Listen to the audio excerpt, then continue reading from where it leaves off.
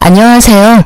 저는 30대 중반 여성이고 초등학생 딸이 하나 있습니다.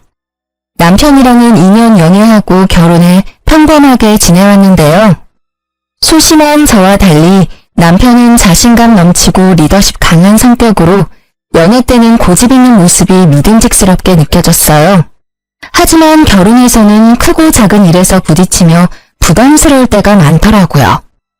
그래도 애교 많은 딸이 집안의 활력소라 참고 살았는데 남편이랑 같이 가게를 운영하게 되면서 싸움이 잦아지기 시작했어요. 결국 더는 참지 못하고 이혼까지 하게 됐는데 지금 생각해도 제가 잘못한 건 하나도 없는 것 같아서요. 여러분들에게 털어놓으면서 마음 정리를 해보려고 합니다. 그럼 지금부터 제 이야기를 시작해 볼게요. 남편과 저는 맞벌이를 하는 부부였어요. 저는 작은 규모의 회사였지만 남편은 정년이 보장될 만큼 탄탄한 곳이었고 승진도 빠른 편이라 경제적으로 풍족하진 않아도 모자람은 없었습니다. 하나뿐인 딸아이가 갖고 싶고 하고 싶다는 건 문제없이 해줄 수 있을 정도였죠. 그런데 사람은 왜 여유로우면 다른 생각이 드는 걸까요? 멀쩡히 회사를 잘 다니던 남편이 대뜸 창업을 하겠다고 하는 겁니다. 여보, 나 할 말 있어. 뭔데? 나 회사 그만두고 음식점 하나 오픈하려고. 뭐? 잘 다니는 회사를 갑자기 왜 그만둬? 그리고 요즘 경기가 얼마나 안 좋은데 무슨 음식점을 오픈한다는 거야? 당신 계란 프라이 하나도 제대로 못하잖아. 아이 참, 자기가 잘 몰라서 그래. 계란 프라이 수준이 아니야. 나 아는 형님이 고향에서 이거 열었는데 진짜 대박나서 월 1,000원 우습게 번대. 학교 다닐 때 나보다 공부도 못하고 설설 기었는데 내가 잠이 오게 생겼어? 그러면서 남편이 보여준 건 한 샌드위치 프랜차이즈 홍보책자였어요. 빵순이라 요즘 유행하는 건 대부분 알고 있는데 생전 듣도 보도 못한 브랜드라 의아하더라고요. 여보, 이거 이제 막 생긴 브랜드 아니야? 많이 알려진 거 해도 될까 말까인데 사람들 모르는 거 해서 잘 될 수가 있겠어? 아이고 참 답답한 소리 한다. 어차피 우리 가진 돈으로 매니저는 하지도 못해. 인테리어 비용도 지금 하면 많이 빼준다더라. 초기라서 혜택도 진짜 많은 편이야. 안 하면 바보라고. 아니 내 말은 그게 아니라 너무 갑자기 창업 얘기를 하니까 이렇게 급하게 해서 잘 될 확률이 높냐는 거지. 너무 무모한 거 아닌가 걱정돼서 그래. 나 못 믿어? 나야 당신 남편. 지금까지 내가 하자고 해서 잘 안 된 거 있으면 하나라도 말해봐. 남편은 고집 세고 자신만만하기로 타의 추종을 불허하는 성격이었어요. 가만히 말을 듣고 있으면 이미 반은 성공한 사람 같았죠. 그래도 안 된다고 꾸역꾸역 버텼는데 몇 달을 저를 붙잡고 늘어지더라고요. 저를 설득하기 위해 눈에 불을 켜고 달려드는데 방법도 갖가지였어요. 어느 날은 진지하게 대화했다가 갑자기 욱 승질을 냈다가 나중에는 자기를 못 믿냐면서 눈물까지 흘리던 거 있죠? 나 진짜 열심히 해볼게. 나 좀 믿어주라. 모르겠다. 그래, 알았어. 결국 남편의 눈물에 마음이 약해져서 그만 허락을 해주고 말았습니다. 그러자 남편은 기다렸다는 듯이 회사에 나가지 않고 전 재산을 탈탈 털어 순식간에 샌드위치 전문점을 오픈하더라고요. 이미 모든 준비는 다 마쳐뒀는지 일사천리로 진행을 하는데 제 허락은 그냥 보여주기 식이었구나라는 걸 알게 되었습니다. 오픈하던 날에는 어찌나 기분이 좋아 보이던지 자기도 이제 사장님이라면서 돈 많이 벌어오겠다고 큰 소리를 치더라고요. 옆에서 지켜보자니 너무 들뜬 모습이 못 믿어오면서도 그래, 사람이 저렇게 잘해보겠다고 하는데 한번 믿어보자 하는 바보 같은 생각도 들었습니다. 그렇게 우여곡절 끝에 가게를 오픈하고 나서 곧 저도 회사를 그만두고 남편을 돕기로 했어요. 남편 혼자 가게를 운영하기에는 손이 모자란데 그렇다고 직원을 고용하자니 인건비가 부담되더라고요. 여보, 그런데 둘 중 한 명은 회사를 다녀야 하는 거 아니야? 우리 공과금이랑 은행 이자랑 애 학원비도 계속 나갈 텐데. 당신 솔직히 지금 다니는 회사에서 뭐 얼마나 번다고 그래. 속에 신경을 많이 써야 단골도 생기고 자리도 빨리 잡지. 그런가? 그래도 조금이라도 고정 수입은 있어야 하는 거 아니야? 에이, 나무만 보지 말고 숲을 봐. 가게가 잘 돼야 당신도 사모님 소리 듣고 편히 쉴 거 아니야. 내 말이 맞아. 당신은 그냥 나만 믿고 따라와. 항상 기고만장한 사람이랑 살면 귀가 얇아지는 것일까요? 이때만 해도 남편 말이 일리가 있어 보였습니다. 그래서 찝찝하긴 했지만 회사에 사직서를 내고 남편 가게에 같이 출근을 하게 됐어요. 그런데 남편이랑 24시간 같이 붙어있게 되자 얼마 지나지 않아 생각지 못했던 트러블이 일어나기 시작하더라고요. 여보, 아까 내가 말한 청상추 다 다듬었어? 아니, 지금 하고 있어. 양이 꽤 많아가지고 시간이 좀 걸리네. 그걸 지금까지 붙잡고 있으면 어떡해. 오픈 시간 얼마 안 남았는데. 아, 거북이도 아니고 왜 이렇게 느려? 진짜 답답하다 답답해. 뭐? 거북이? 답답? 나름대로 열심히 하고 있는 사람한테 그게 할 소리야? 아, 몰라. 어쨌든 그거 빨리 끝내고 여자 화장실 청소도 좀 해줘. 거울이랑 변기랑 꼼꼼히 하는 거 잊지 말고. 전에 당신이 다 했다고 했는데 나중에 보니까 변기 뒤쪽에 얼룩 그대로 있더라. 그건 타일 색깔이 원래 그런 거야. 아니 그렇게 꼼꼼히 잘하면 당신이 하든가. 당신은 뭐 하는데? 나는 벌써 홀 청소 다 하고 간판까지 닦고 왔어. 그렇게 입 대빨 나와서 툴툴거릴 시간에 벌써 다 했겠다. 좀 서둘러서 빨리 좀 해. 진짜 느릿느릿 속 터져 죽겠다. 같이 일해본 적이 없어서 몰랐는데 남편이랑 전 정말 다른 성격이었어요. 저는 이왕이면 꼼꼼히 하고 싶은데 남편은 무조건 빨리빨리 다그치는 통에 일하랴 남편 눈치 보랴 진짜 기가 다 빨리더라고요. 더군다나 저는 좋은 마음으로 남편을 도와주려고 하는 건데 남편은 고마워하기는커녕 날이 갈수록 저를 부하처럼 대하니까 어이가 없었습니다.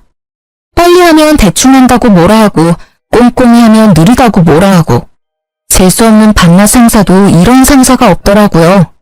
하루 종일 같이 열심히 일하는데 그런 노고는 알아주지 않고 당연시하는 남편을 보니 점점 화가 치밀기 시작했습니다. 진짜 못해먹겠다.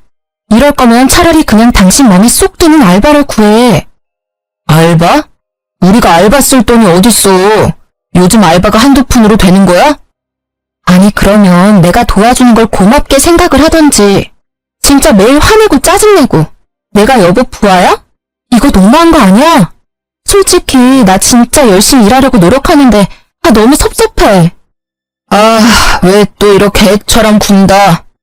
나는 좀 더 가게에 신경을 써달라고 하는 말이잖아. 난 자기가 인생을 좀 더 열심히 적극적으로 살았으면 좋겠어. 그게 무슨 말이야? 말을 그렇게 하면 안 되지. 내가 언제 가게에 신경을 안 썼다고 그래? 그리고 내가 인생을 열심히 안 사는 건 또 뭔데? 솔직히 나만큼 가게에 신경 쓰는 건 아니잖아. 나는 아침에 눈 뜨고 일어나서 눈 감고 자기 전까지 어떻게 하면 우리 세 식구 잘 살 수 있을까만 생각해. 이렇게 열심히 돈 벌려고 하는데 요만큼도 나를 이해 못해줘? 남편 말에 기분이 진짜 상하더라고요. 어쨌든 남편 뜻으로 시작한 가게였지만 저라고 왜 잘 됐으면 좋겠다고 생각하며 열심히 안 했겠어요? 그런데 이상하게 남편은 경제적으로 갑의 위치에 서서 교묘하게 저를 무시하는 발언을 일삼기 시작하는 겁니다. 남편의 억지 논리에 기가 막혀 말도 제대로 안 나왔어요. 그렇게 가게에서 그는 사장님, 저는 알바생 같은 위치가 되고 있었습니다. 기분은 매우 나빴지만 어쨌든 둘이서 열심히 일한 덕분인지 가게는 점점 잘 풀려서 단골도 늘어나더라고요. 정말 오픈부터 마감까지 눈코 뜰 새 없이 바쁘게 재료 준비며 청소며 서비스 개발이며 둘이서 열심히긴 했거든요. 그러다 보니 나중에는 둘이서는 감당이 안 될 지경이라 자연스럽게 파트타임 알바도 구했는데요. 그런데 정말 아이러니하게도 가게에 조금 여유가 생기니 남편의 태도가 달라지더라고요. 여보, 나 이번 주 금요일 저녁에 친구들 좀 만나고 올게. 갑자기 왜? 가게 마감은 어쩌고. 아, 지혜씨가 조금만 더 도와주면 될 것 같은데. 어떻게 부탁 좀 하면 안 되나? 양심 좀 챙겨라. 저번에도 갑자기 약속 있다고 부탁해서 GS 저녁 학원도 못 가고 엄청 난처했던 거 기억 안 나? 그런데 여보 놀러 가자고 또 그런 부탁을 하자고? 아니, 따로 돈을 쳐주면 되지. 어차피 알바도 돈 벌려고 하는 거잖아. 요즘 세상에 돈이면 다 되지. 안 되는 게 어딨어? 누가 보면 돈 꽤나 주는 줄 알겠다. 우리 겨우 최저시급 맞춰주잖아. 게다가 당신 마음대로 시간 줄였다 늘렸다 하는데 누가 좋아하겠어? 여보, 이렇게 개인적으로 알바생 쓰는 거 난 반대야. 자기가 자꾸 그러니까 알바들이 그만두는 거 아니야. 지혜씨 지금 잘 다니고 있는데 여보 때문에 또 그만두면 어쩔 거야? 언제부터인가 남편은 자기 일도 제대로 안 하고 놀러 다닐 궁리를 하더라고요. 사장이 들쑥날쑥 일을 할 뿐더러 시급은 짜게 주고 일은 마른 행주 짜듯이 시켜대니 알바들이 그만두기 일쑤였습니다. 그리고 그 뒤치다거리는 다 제 몫이었고요. 자영업을 하다 보니 직장 다니는 친구들과 약속 하나 잡기 쉽지 않은 아쉬움이 있는 건 사실이었어요. 하지만 그건 저도 마찬가지였습니다. 그런데 사장이랍시고 이렇게 저와 알바생만 믿고 밖으로 놔두는 남편의 모습은 실망 그 자체였습니다. 하지만 남편의 고집은 도저히 못 말릴 수준이었어요. 제가 아무리 반대를 해도 알바생에게 통보식으로 부탁을 하고 못 견딘 알바는 그만두고 그 자리를 제가 메꾸는 일의 반복이었죠.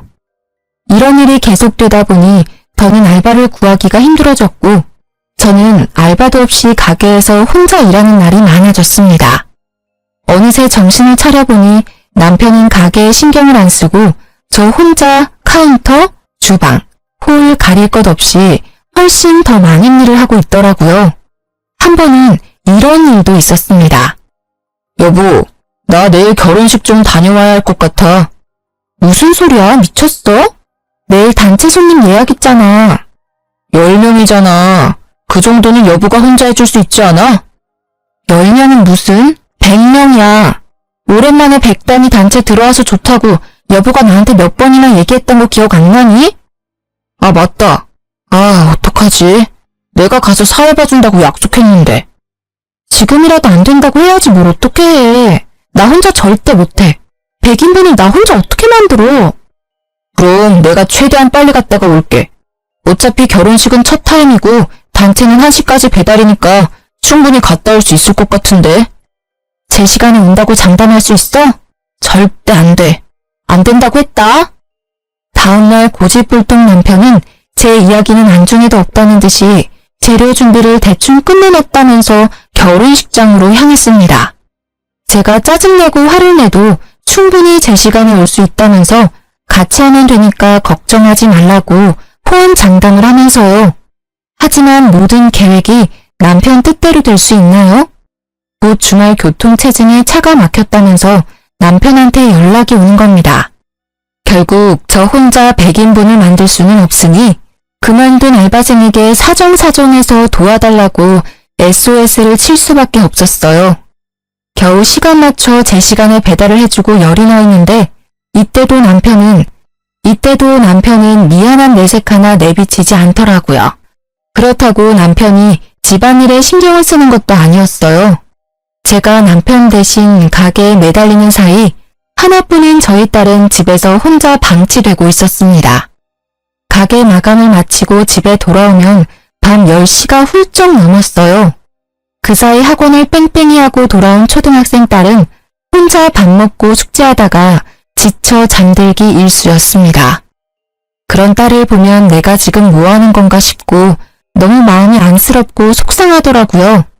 그렇게 안타까움을 느끼는 것도 잠시 밀린 빨래, 설거지, 요리를 하다 보면 잠잘 시간도 부족해서 예민해졌습니다. 그럼 또 아이에게 잔소리하며 스트레스를 풀게 되던 거 있죠. 그러다 문득 정말 이래서는 안 되겠다는 싶은 생각에 정신이 번쩍 들더라고요. 여보, 그렇게 집에 와서 누워만 있지 말고 밥 먹고 설거지라도 좀 해. 조금만 있다가 할게. 너무 피곤해서 그래. 나는 안 피곤해? 조금만 있다가 하다가 그냥 자버릴 거잖아. 피곤하다면서 누워서 폰게임은 몇 시간씩 잘도 안 해. 너무 뻔뻔하다고 생각 안 해? 아, 하루 종일 일하고 와서 이 정도도 못 쉬어? 나 좀 들들 볶지 마. 당신 아니라도 힘들어 죽겠다. 혼자만 일하는 것처럼 굴지 좀 마. 당신 하는 것만큼 나도 일하는데 나만 집안일까지 다 하고 이거 너무 불공평하다는 생각 안 들어? 당신 친구들한테 물어봐. 내가 이상한지 당신이 이상한지. 그럼 당신도 하지 마. 그냥 돼지우리처럼 막 살면 되겠네. 그걸 말이라고 하니? 아, 그렇게 초긍정 마인드라 좋겠다. 집은 돼지우리에 우리 딸내미 하나 있는 거 저렇게 방치되는데 불쌍하지도 않아? 집안일 하기 싫으면 딸내미 숙제라도 좀 봐주든가. 당신 요즘 애한테 따뜻하게 말이라도 한마디 걸어준 적 있어? 순간 남편에게 다다다 쏘아대는데 참았던 눈물이 다 나더라고요. 더 이상은 이렇게 못 살겠다는 생각이 들면서 항상 저에게 통보하는 남편에게 저도 한마디 해주고 싶었습니다. 안 되겠다. 나 가게 그만둘래. 뭐? 가게 그만두고 뭐 할 건데? 저녁에 퇴근하는 대로 취업할 거야. 우리 딸 불쌍해서 안 되겠어. 취업? 당신이 무슨 아가씨인 줄 알아? 취업하겠다고 마음먹으면 여기저기 다 붙게. 어디 한번 해봐. 남편의 비웃음이 귓전을 때렸어요. 그래서 더 이 악물고 폭풍 이력서 내고 면접을 봤습니다. 운이 좋았는지 다행히 집 근처에 알맞은 사무직을 하나 구할 수 있었어요. 월급은 적지만 학원 다녀온 딸을 픽업할 수 있는 시간대에 퇴근할 수 있다는 것만으로도 만족스러웠습니다. 처음에는 언제까지 가나 두고 보자 모드였던 남편도 제가 면접에 붙자 알바를 다시 구해야겠다면서 수긍을 하더라고요. 그렇게 남편과 저 그리고 딸까지 세 식구가 다시 제자리를 찾나 싶었어요. 그런데 공교롭게도 이쯤부터 남편 가게에 적신호가 켜졌습니다. 인근의 유명 프랜차이즈 샌드위치 업체가 들어오면서 남편 가게 매출이 눈에 띄게 뚝 떨어지기 시작한 겁니다. 일을 마치고 돌아온 남편의 얼굴이 어두운 날이 늘어났죠. 아, 하루 종일 서서 일하고 왔는데 반찬이 이게 뭐야? 왜? 당신 콩나물국이랑 고등어 좋아하잖아. 애써 좋아하는 걸로만 차려놨는데 왜 갑자기 안 하던 반찬 투정이야? 맨날 그 국에 그 반찬.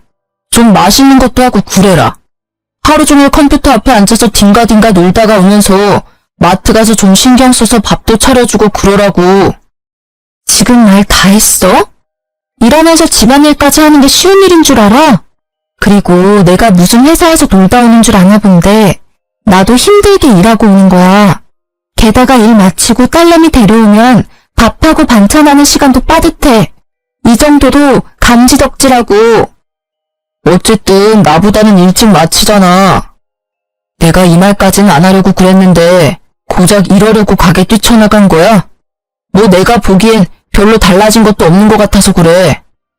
달라진 게 왜 없어? 따뜻한 밥 차려줘, 국 차려줘. 우리 딸 숙제도 내가 하나하나 다 봐줘. 엄청난 변화야. 숙제를 뭘 봐주는데? 그런데 애 성적이 이 모양이야? 학원 비싼데 다니면 뭐해? 티나는 게 없잖아, 티나는 게. 아휴. 점점 남편은 가게가 잘 안 풀리는 스트레스를 집에다 풀더라고요.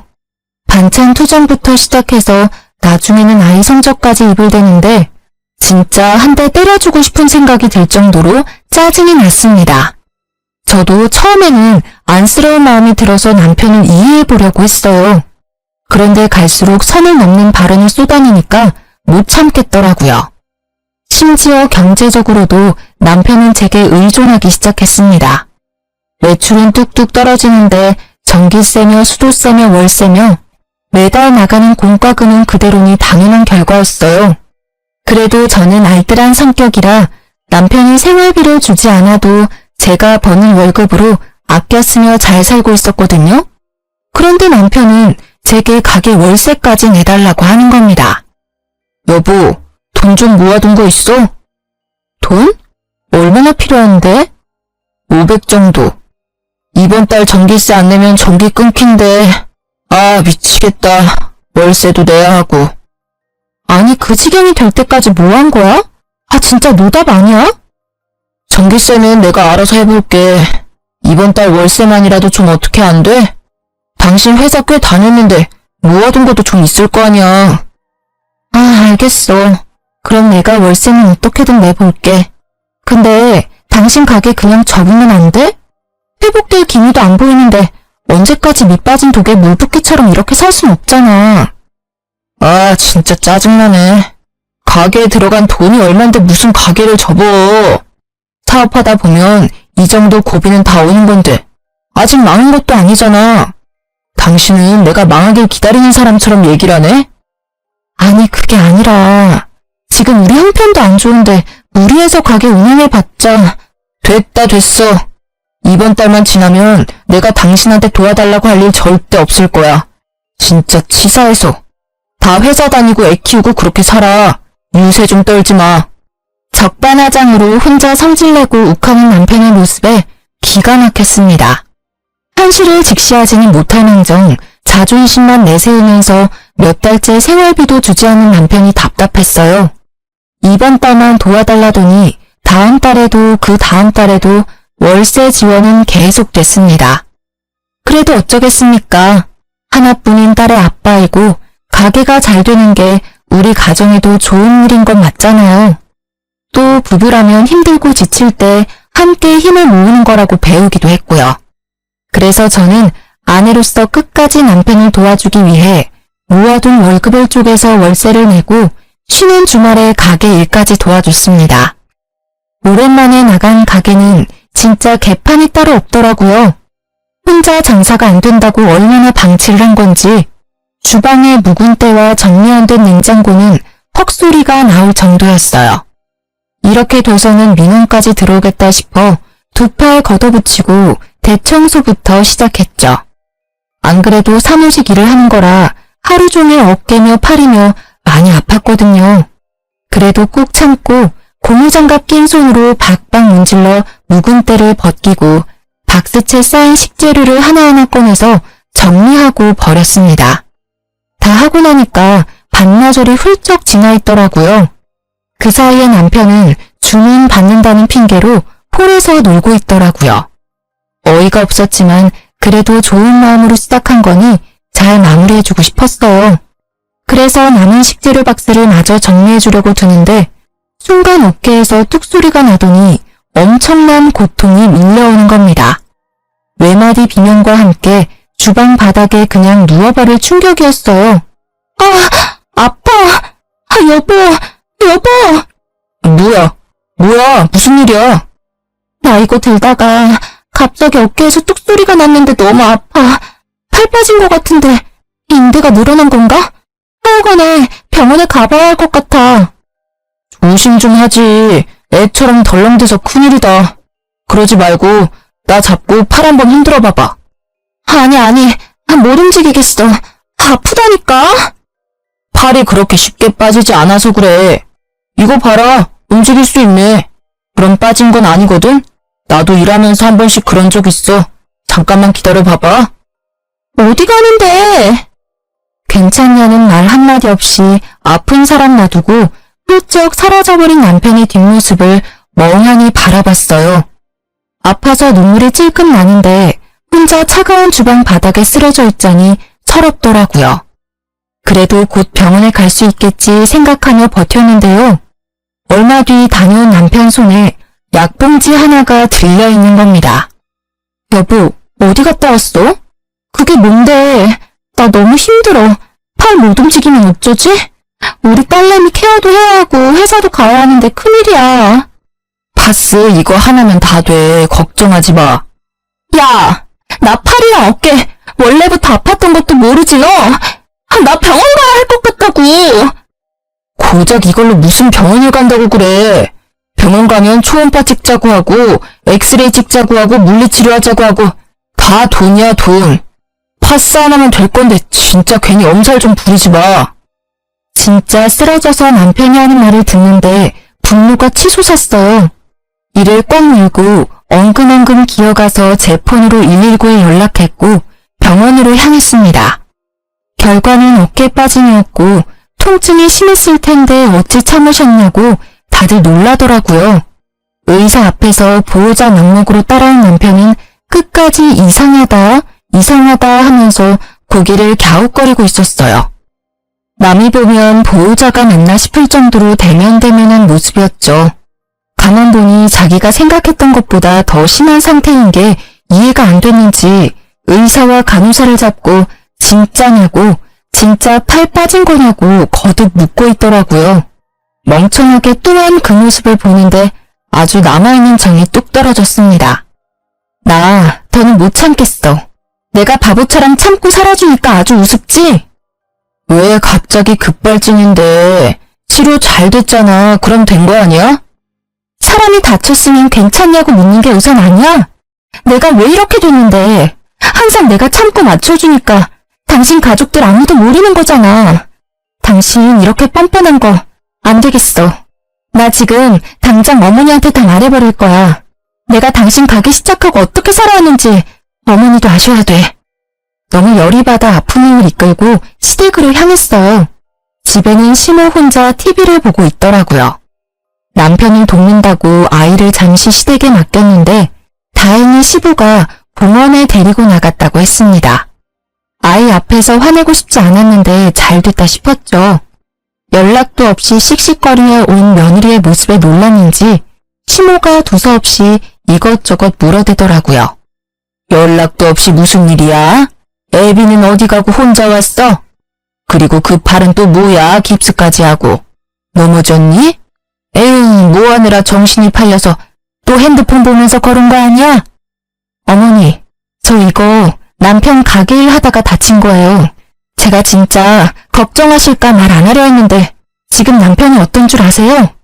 전재산 탈탈 털어서 차린 가게는 쫄딱 다 망하게 생겼고요. 그동안 생활비 한 푼 안 갖다 줘서 저 혼자 벌어먹고 살았고 지금은 제 월급으로 월세까지 내주는 판국이에요. 그런데도 그이는 저 다친 건 안중에도 없고 미안한 기색도 없어요. 마구 쏟아내는 제 하소연을 들은 시모는 아무 말 없이 한숨만 쉬더라고요. 머리가 아프다는 듯이 얼굴을 찌푸리고 이마를 짚어대는데 말 안 해도 고집불통 자기 아들 치부는 본인이 더 잘 아는 듯 했습니다. 생각해보면 시모도 자기 중심적인 아들 키우면서 상처를 많이 받았다고 저한테 이야기하기도 했었어요. 그래서 저한테 이런 아들이랑 잘 살아줘서 고맙다고 하기도 했고요. 그런 말이 예전에는 감사하게 들렸는데 이제는 내가 할 뒤치다꺼리를 가져가줘서 고맙다는 소리 같았습니다. 하지만 동병상련이라고 저를 이해해주고 도와주겠노라 말했으면 시모에게는 악감정이 생기지 않았을지도 모르겠어요. 그런데 가재는 개편이라더니 대뜸 시모가 아들 편을 드는 겁니다. 그래서 너는 뭐 어쩌자는 거냐? 네? 뭘 어쩌긴 어째요. 어머니, 저 진짜 미치고 팔짝 뛰겠어요. 제발 저 좀 도와주세요. 그이한테 말해서 가게 접고 일하라고 좀 해주세요. 애비는 그렇게 하겠대? 순순히 가게를 접겠다고 말했냐고. 안 그러니까 제가 답답해서 미치겠다는 거죠. 훤히 망해가는 게 눈에 뻔히 보이는데 그간 들어간 돈이 아까워서 간판 못 내린다고 자기 말리지 말래요. 어머니, 이게 말이 돼요? 왜 저만 희생을 해야 해요? 힘들어도 어쩌겠니? 가족이잖아. 그럼 남편 힘들게 일하는데 아내가 돼서 그 정도 응원도 못 해주니? 솔직히 네가 회사 다닌다고 가게 소홀히 해서 이렇게 된 건 아니야. 둘이서 하던 가게 한 명 빠지면 빈자리 티나는 건 당연하지 않아? 시모 말에 순간 머릿속이 멍해졌습니다. 아무리 엄마로서 아들 편을 든다고 해도 정도가 있지. 어떤 왜 회로를 거치면 이런 무적의 논리가 나오는지. 남편의 뻔뻔함은 결국 시모 유전자인가 싶더라고요. 결국에 시모 말은 남편 가게를 돕지 않고 회사에 취업한 제 잘못이라는 건데 그동안 참고 참아온 제 가슴이 답답해서 터질 것만 같았습니다. 진짜 이러다 내가 화병으로 쓰러지겠구나 싶더라고요. 그러면서 왜 내가 이딴 말을 듣고 있어야 하지? 나도 우리 집에서는 귀한 딸이고 존중받는 자식인데 왜 내가 이딴 결혼을 해서 스트레스를 받고 있을까 하는 아주 근본적인 문제부터 생각이 들기 시작하는 거예요. 정말 믿기지 않으시겠지만 그래도 저는 이때까지도 이혼에 대해서는 깊게 생각하지 못했어요. 왜냐하면 하나뿐인 딸에게 아빠 자리가 중요하다는 생각에 내가 조금 더 참고 살까 하는 바보 같은 생각을 했거든요. 이런 생각은 이혼하기 전에 망설이면서 다들 조금씩 하는 거라고 하지만 저는 좀 심각했어요. 지금 되짚어보면 얼만큼 가정에 책임감 있는 아빠인지가 제일 중요한 건데 내가 그걸 놓치고 살았구나 싶기도 하네요. 어쨌든 그렇게 어처구니 없는 심호 말을 듣고 있자니 이 뻔뻔한 모자에게는 사람의 진정 어린 하소연이 통하지 않는구나. 나도 뻔뻔하게 나가야겠다는 생각이 들었습니다. 눈에는 눈, 이에는 이. 더 격식 차려서 참기가 힘들더라고요. 저를 존중해주지 않는 이들에게 더 이상 예의 따지기 싫었어요. 그래서 저도 남편에게 배운 대로 막무가내로 나갔습니다. 어머니, 지금 가족이니 불평 말고 응원을 해주라고 하시는 거죠? 그래, 어쨌든 가족이잖아. 서로 힘들 때 도와주는 게 가족 아니냐? 그럼 어머니, 저 보시다시피 팔 다쳐서 아무것도 못해요. 어머니랑 저랑 애비랑 다 가족이잖아요. 저희 도와주는 셈 치고 이제 어머니가 가게 나가서 일 좀 해주세요. 아니 마음이야 굴뚝같이. 그런데 내가 다 늙어서 젊은 사람들 하는 일을 어떻게 해? 어머니 아직 노령연금도 안 받으시잖아요. 누구나 다 할 수 있는 일이에요.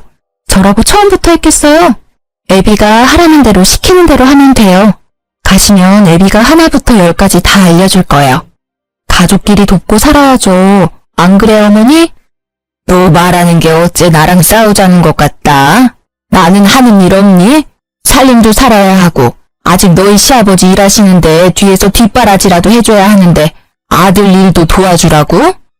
어머니, 저도 회사 다니고 애 키우면서 다 했어요. 애비는 다 그러고 사는 거라고 유세 떨지 말라던데요? 저 다 애비가 저한테 했던 것대로 하고 있는 거예요. 알았다. 그러마. 아무 말 없이 저를 바라보던 심호 얼굴이 시뻘개지더니 대뜸 소리를 지르듯 대답하고 자리에서 일어나더라고요. 그러고는 화가 났다는 걸 표현이라도 하듯이 문을 쾅 닫고 집 밖을 나가는데 속이 후련했습니다.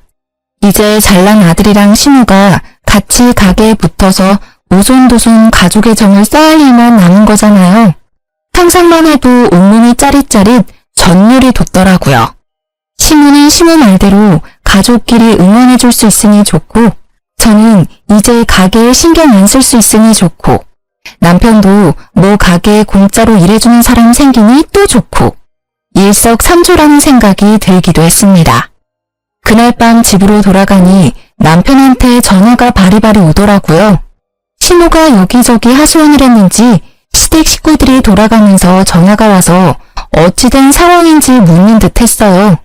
남편은 그때마다 모르겠다 애휴하는 한숨 섞인 대답으로 넘어가는데 제 팔이 다친 지 얼마 되지 않아서 그런지 저를 그냥 뚱한 표정으로 멀리서 바라볼 뿐 시비를 걸진 않더라고요. 최소한의 양심은 있나 보네 생각했습니다. 그래서 그냥 조용히 회사에 병가를 내고 딸아이 케어에만 신경 썼어요. 그런데 진짜 욱하고 고집 불통인 남편은 심호를 닮은 게 틀림없더라고요. 정말 콩콩 팥팥이라고 느낀 게 다음 날부터 심호가 정말로 남편 가게에 출근해서 보란 듯이 일을 하는 겁니다. 한 며칠 동안은 그렇게 평화로운 일상이 흘러갔어요. 남편과 저, 심호 모두 각자의 자리에서 열심인 듯 했거든요. 그러다 갑자기 걸려온 남편의 전화 한 통에 억지 평화가 깨져버렸습니다. 가게에서 일하던 심호가 다쳤다면서 빨리 시댁으로 오라더라고요. 어디가 어떻게 다쳤는지 말도 안 해주고 화가 나서 씩씩거리는데 무슨 일인지 궁금하기도 하고 걱정이 되기도 했습니다. 그래서 급히 가방을 챙기고 시댁으로 들어섰는데 팔에 깁스를 한 심호와 화가 잔뜩 난 시댁 식구들이 저를 맞이하더라고요. 안절부절 못하고 서 있는 남편과 이 상황을 스캔하는 사이 시부가 저를 향해 버럭 소리를 지르더군요. 에미 너 진짜 그렇게 안 봤는데 내가 아주 며느리를 잘못 봤구나. 어디 이제 속이 시원하냐? 그게 무슨 말씀이세요? 어머니 어쩌다 다치신 거예요? 너 때문이잖아. 네가 애비 일 도와주라고 난리 부려서 애비 가게에서 일하다가 넘어졌는데 발 인대가 다 늘어났단다. 이게 다 무슨 일이냐? 며느리가 돼서 효도는 못할 망정 할 일이 없어서 시어머니하고 싸움을 해? 진짜 기절초풍하겠다는 말이 이런 거구나 싶었습니다. 어느새 저는 시어머니하고 감정 싸움에서 팔 인대까지 늘어지게 만든 천하의 나쁜 며느리가 돼 있더라고요. 시모는 시부의 말이 끝나기 무섭게 흑흑거리며 울음을 터뜨렸어요. 그랬더니 어찌나 슬피 우는지 지켜보는 시댁 식구들이 다 우는 겁니다. 저는 눈물 한 방울 나지 않았고 오히려 이 어이없는 상황에 헛웃음이 났어요. 지금 저 혼내려고 부르신 거예요? 그리고 그게 왜 저 때문인가요? 어머니가 말씀 좀 해보세요. 저희 싸움을 한 게 아니라 어머니가 가족끼리 돕는 거라고 스스로 일하겠다고 알았다고 하신 거잖아요. 그리고 유치해서 말하기 그런데 저도 이렇게 다쳤어요. 똑같이 애비 가게에서 일하다가요. 안 보이세요? 젊은 너랑 같아. 내가 너를 살갑지는 않아도 예의는 바른 줄 알았는데 이제 보니까 아주 발랑 까져서 헛바람이 제대로 들었구나. 너 때문에 늙은이가 무리하다가 이 사달이 난 거 아니야. 어디서 바락바락 말댔구야. 늙은이 팔 못 쓰면 네가 책임질 거야? 아니 아버님, 말씀을 그렇게 하시면 안 되죠. 그래서 팔 다친 게 결국 제 잘못이란 말씀이세요? 엄밀히 따지면 망해가는 가게 안 접고 고집 부려서 화를 부른 아들 잘못이죠. 네 잘못이지. 우리 아들이 뭘 잘못했다고 그러냐? 제 딴에는 먹고 사려고 노력하다 이렇게 된 건데 그것도 이해 못해줘? 너는 며느리가 돼서 이때다 싶어 늙은 시험이 이겨먹으려고 한 거 아니야? 이렇게 골탕 먹이니까 속이 시원해? 정말 사람이 어이가 없으면 이상한 생각이 들기도 하나요? 시부의 역정을 듣는데 순간 시모가 부럽기도 하더라고요. 시부는 시모 다쳤다고 이렇게 화를 내고 걱정하면서 편을 드는데 제 남편은 제 걱정은 아는 곳 없이 한가로웠으니까요. 그래서 바보처럼 멍하게 시부의 큰 소리를 듣고만 있었는데 제가 또 조용하니까 이때다 싶었는지 한자리에 모인 신우들도 한마디씩 하는 통에 정신이 들었어요. 기다렸다는 듯이 다들 제가 잘못했다면서 저를 죄인처럼 몰아가더라고요. 그제서야 내가 정말 참고 살아주니까 이런 바보 취급을 받는구나. 이렇게 자기 자신만 생각하는 사람들이랑 내가 어떻게 한 가족이 될 수 있다고 생각을 했을까 하고 화가 치밀기 시작했습니다. 그래서 제가 어떻게 하길 바라세요? 사과를 해야지. 마음 같아서는 무릎 꿇고 사죄하라고 하고 싶지만 내가 애비랑 손녀 생각해서 그렇게는 안 한다. 네 딸 보기에 부끄럽지도 않냐? 자식 보기에 부끄러운 줄 알아야지. 이런 제 마음도 모르고 시부는 무릎 꿇는 사죄를 입에 담질 않나. 나중에는 제 자식까지 내세워 성질을 내더라고요. 정말 지금 생각해도 시무만 싸고 도는 시댁 식구들과 이 모든 상황을 초래한 남편은 분노 유발자 같습니다. 마지막 남은 이성의 끈이 뚝 끊어질 수밖에 없더라고요. 아픈 팔에서 느껴지는 고통보다 이런 덜 떨어지는 사람들과 살붙이고 살았던 제 과거에 대한 화환이 들어 슬프기도 했어요. 결정적으로 이 상황에서 맨날 입으로 나불나불 지적질하던 남편은 다 지 편을 들어준다고 생각했는지 뒤에 숨어서 말 한마디 하지 않고 있었죠. 그 모습을 보니 너무 빡쳐서 가방을 뒤져 남편이 사다 줬던 파스를 꺼냈습니다. 그리고는 바로 시모한테 냅다 던져버렸어요. 저 사과 못해요. 잘못한 게 없으니까요.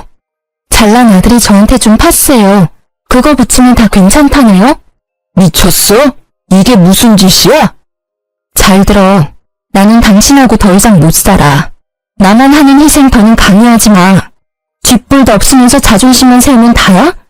이 사람이란 망할 가게는 여러분들이 잘난 가족이니까 잘 도와주세요. 전 이 사람하고 이혼하려고요. 집 밖으로 나가는 제 뒤로 무수히 많은 소리가 들렸어요. 대부분 고함과 호통이었는데 이혼을 내뱉고 돌아서니까 제 머릿속이 차분하고 맑아져서 하나도 무섭지 않더라고요. 오히려 이 엉망진창인 가족들에게서 벗어날 수 있어서 다행이라는 생각이 들기도 하고 속이 통쾌했습니다. 그렇게 고집불통 남편하고는 깔끔하게 이혼했어요. 저에게 문제가 없고 남편은 경제권을 상실했기 때문에 초등학생인 딸의 양육권은 제가 가질 수 있었습니다. 갑자기 아빠의 자리가 비게 된 딸에게 미안한 마음은 들더라고요. 그래서 괜찮은지 세심하게 챙겨보고 물어봤는데 입으로만 딸 사랑을 외쳤던 아빠였던 터라 크게 정은 없는 듯 했어요. 오히려 제가 더 살펴주고 챙겨주니 좋아하는 기색이라 다행이었습니다. 곧 사춘기가 시작될 텐데 더 꼼꼼하게 케어해줄 예정이에요. 그리고 정말 남편 가기를 나와서 회사에 취업한 건 신의 한 수더라고요. 팔 때문에 조금 고생하긴 했지만 그래도 아껴 쓰면서 월급을 차곡차곡 모아 딸에게 필요한 건 다 지원해줄 생각입니다. 무능하면서 자존심만 내세우는 남편보다는 성실하고 책임감 있는 제가 더 낫지 않을까 싶어요. 예전에는 남편이 알아서 다 한다고 자기 말만 들으라고 고집을 부리니까 뒤에서 지켜보곤 했는데요. 이제는 제가 사랑하는 딸아이를 지켜야 하기 때문에 더욱더 강하고 씩씩한 엄마가 되려고 해요. 애벌레가 나비가 되려면 엄청난 시간과 노력이 필요하듯 저 역시 결혼과 이혼으로 한 뼘 더 성장한 느낌이네요. 전 남편을 만나서 고생한 거 생각하면 화가 나지만 딸이 있으니까 최대한 과거는 잊고 미래만 생각하려고요. 그런데 어리석은 전 남편은 아직 철이 덜 들었는지 들리는 소문으로는 망한 가게를 살려보겠다고 친구들한테 여기저기 손을 벌리다가 못 갚아서 손절당하고 인간관계도 망했다고 하더라고요. 진짜 자기를 생각하는 사람들이 해주는 조언은 제대로 듣지 않고 당장의 자존심만 내세우는 결과 같기도 한데요. 거기서 정신을 못 차리고 결국 고금리 사금융에도 손대서 이자 감당을 못해 파산하고 신용불량자까지 된 모양이에요. 정말 이혼하지 않고 계속 참고 살았으면 저희 딸에게까지 피해가 가고 저 역시 못난 부모가 될 뻔했으니 진짜 이제라도 헤어지게 돼 다행이라는 생각이 듭니다. 여기까지가 제가 이혼을 하게 된 이야기예요. 정말 속이 후련하고 앞으로 딸과 함께 걸어갈 내일이 기대가 되네요. 길고 긴 이야기를 들어주셔서 정말 감사해요. 저희 모녀가 살아갈 앞날도 응원해 주시면 더 감사하겠습니다.